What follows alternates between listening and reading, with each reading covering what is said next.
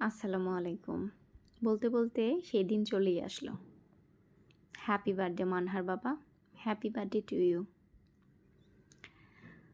তো রাত্রে ১২টা বাজে সে আসেনি। সে এসেছে হচ্ছে প্রায় 12:30টার দিকে। তো ঘরে ঢুকেই অনেক সারপ্রাইজ হয়েছে। সেই ফুটেজটা আমি আর নাই দিলাম। তারপর আমরা বসে কেক-টেক কাটলাম। এই তো তার মেয়ের সাথে তার বসা। কেক খাওয়ার পরে তাকে যখন গিফটটা দিলাম, তখন সে গিফট ওপেন করছে আর হাসছে। তার হাসিতে কিন্তু বোঝা যাচ্ছে সে খুব খুশি হয়েছে আরকি। সে খুব গম্ভীর ধরনের একটা মানুষ।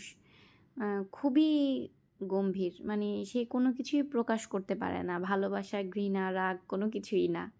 সে রেগে থাকলেও আপনি বুঝবেন না, সে ঘৃণা করলেও আপনি বুঝবেন না, সে ভালোবাসলেও আপনি বুঝবেন না।